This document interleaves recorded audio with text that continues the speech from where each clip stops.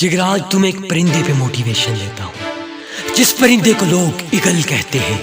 جگر جب اس کی عمر 40 سال ہوتی ہے نا،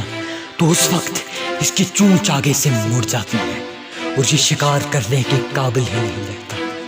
اور اس کے پار اتنے بھاری ہو جاتے ہیں کہ یہ ٹھیک سے اڑ بھی نہیں پاتا،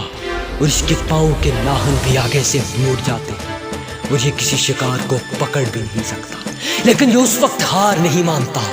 بلکہ کچھ کرنے کے لیے ایک پہاڑ کی چوٹی پہ جاتا ہے اور وہاں جا کر اپنی چونچ کو اس پہاڑ پہ رگڑتا ہے، اور اتنا رگڑتا ہے کہ اس کی چونچ ٹوٹ جاتی ہے، اور کچھ مہینوں کے بعد اس کی چونچ جب واپس اور نہیں نکلتی ہے نا، تو اسی چونچ کے ساتھ یہ اپنے پروں کو بھی کاٹ دیتا ہے، اور اس وقت خون آلود ہو کر رہ جاتا ہے۔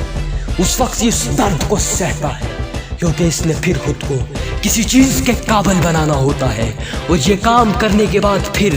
یہ اپنے ناخن کو اسی پہاڑ پر رگڑتا ہے، اور اتنا رگڑتا ہے کہ اس کے ناخنوں سے بھی خون نکلنے لگتا ہے اور اس کے ناخن بھی ٹوٹ جاتے ہیں۔ لیکن ہار اس وقت بھی نہیں مانتا، اور after the process of 6 months جب یہ اس پہاڑ سے نیچے آتا ہے نا، تو ایک جانباز پرندہ بن کے نیچے اترتا ہے، اور ٹھیک اسی طرح سے جس طرح سے پہلے پرندے اس کو دیکھ کر اپنا منہ چھپا لیا کرتے تھے نا اور بھاگ جایا کرتے تھے، اسی طرح جب پرندے اس کو دیکھتے ہیں نا، تو وہ حیران ہو جاتے ہیں کہ اس کے اندر جگر، اس کے اندر کچھ کرنے کا دم ہے، کیونکہ جو خود کو کسی چیز کے قابل بناتے ہیں نا، پھر وہ خود کو جلاتے بھی ہیں۔ ہاں، وہ خود کو جلاتے بھی ہیں۔ جگر،